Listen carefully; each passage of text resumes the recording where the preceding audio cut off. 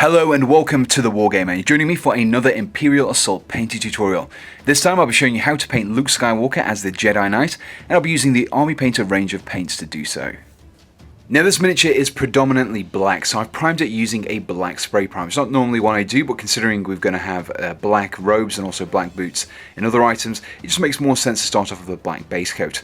Now we're actually going to be approaching these robes in 3 different stages. First of all, we're going to be painting the main body of the robes, and we're base coating these with a layer of a Necromancer Cloak, followed by a wash of dark tone ink before highlighting with Dungeon Grey. Now instead of just painting the whole miniature the same colour, even though it's wearing black, we want to create some differentiation between the sections. So we're going to be painting the trousers and the sleeves of Luke Skywalker's outfit here, using the Necromancer Cloak. This is actually a very dark grey, but we'll be darkening it down the next step when we apply another layer, but this is going to make us stand out across the other items. So make sure you don't overspill onto the other areas just yet, because we want to maintain the black base coat for later stages. So following the base coat of Necromancer Cloak, we have this dark grey coverage over the robes. Now we want to darken this down and really bring out some of the shading in the recesses. So I'm going to be using dark tone ink across the surface of the cloth. Now I've mixed in just a small amount of water here. I want to build up the layers slowly. You don't want to apply just too thick of a layer and then really overdo the dark tone ink. So just apply thin down layers, allow it to dry thoroughly between each application, and you should get some really nice shading in the recesses and a slightly darker grey colour overall. Now to finish off the robes, we now want to use a very slight amount of Dungeon Grey just on the very tips of these folds in the cloth. You can see here I'm going to be focusing mainly around the tops of the arms and the shoulders, not so much around towards the bottom sides of the miniatures, because this isn't where the light will be reflecting off. So you just want to use a thin brush, just a small amount of the Dungeon Grey on the very tip of the brush. Mixing in a small amount of water here will really assist you in getting these very fine highlights also. So just be very careful when applying them, and again just focus on the very tips and top sides of the cloth. With the main robes completed, the next step is to start painting the shiny black areas, and this includes Luke's bionic right hand and also the boots as well. I'll be starting off, first of all, with a highlight of ash grey, followed by a second highlight of stone golem. So as with the previous application of Dungeon Grey, we want to use just a small amount on the tip of our brush here, just to pick out the folds in these boots. Now this will give us the effect of a shiny black leather, because we're keeping the matte black base coat as it is. And this just acts as the reflections of light reflecting off the shiny surface of the boots. With the first highlight completed, you can see we've already got some darker grey reflections in the boots already. And we want to enhance these, so we're going to be using the stone golem just to pick out some of the corners, especially prevalent around the upper sections. For example, the top side of the boot here, I'm just picking out the actual 2 front parts where the toes are. Just a small dots of the stone golem, just a very small amount on my brush here. And the same again just for the rest of the actual boots themselves, just applying small dots where you'd expect the light to be reflecting off. With the boots completed, we'll now begin work on the tabard. Now we're starting off with a base coat of Dungeon Grey, followed by a wash of dark tone ink, before finally highlighting with ash grey. For this step, you want to apply the Dungeon Grey over the entirety of the tabard, making sure you don't overspill onto the areas we've already painted. Now, you may need to mix in a small amount of water with this mixture, and then apply 2 thin coats, allowing the first coat to dry in between applications. And this will give you a really nice and smooth finish in which to highlight from in the later stages. With the grey base coat completed, the next step is to darken it up a little bit and also apply some shading in the recesses. So for this, I'll be using a wash of a dark tone ink, similar to what we did earlier. This time, we want to just use it to darken up the colour. Again, if you just mix in some water and apply a couple of layers as opposed to a single layer, you should get a really nice and even coverage of the ink across the robe. So for this step, we just want to apply a very small line of ash grey along the edges of the cloth here. So where we've got a fold and we've got some peaks and troughs of cloth, we want to just pick out these raised edges like so. Just use a small amount of paint on the tip of your brush and just gently drag it across these edges, and this will just really enhance the detail across the cloth. With the robes completed, the next step is to start painting the skin. Now we're starting off with a base coat of Barbanan Flash, followed by a flesh wash, before finally highlighting with Elven Flesh.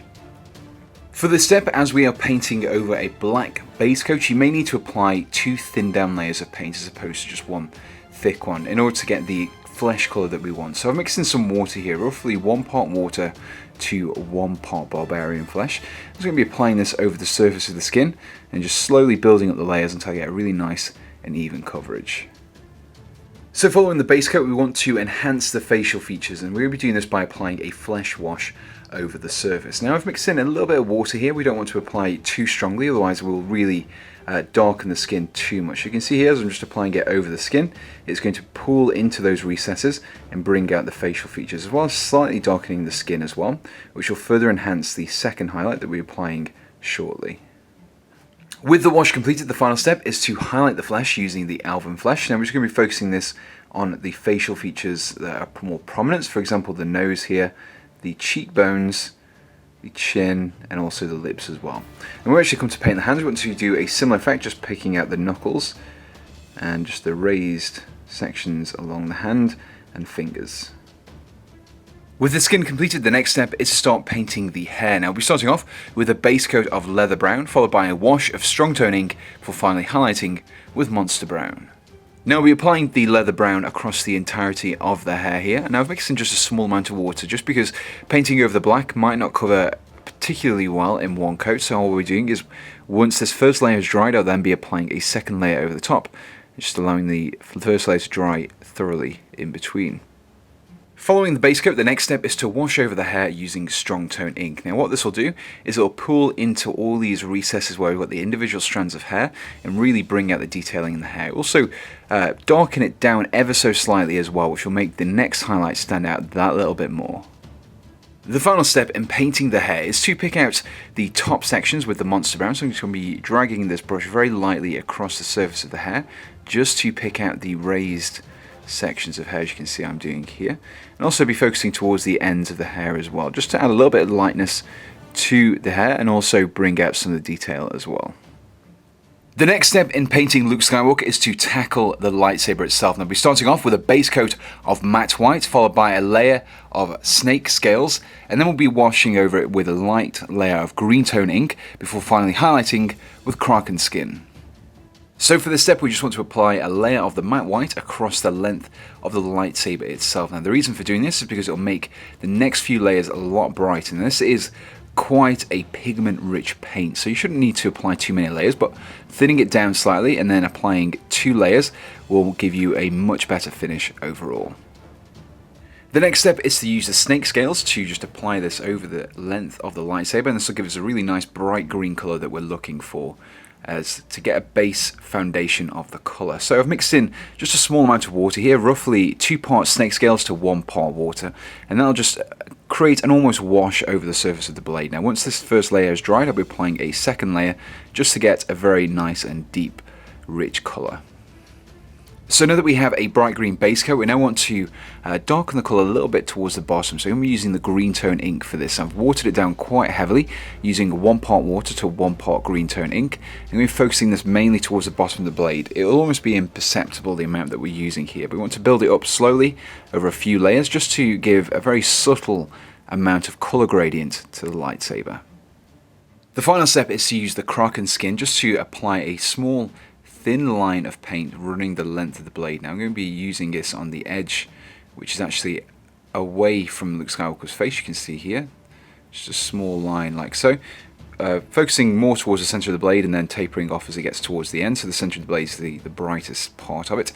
You could also apply a small section around the other side as well, just the opposite, like so, and this will just finish off the lightsaber glow.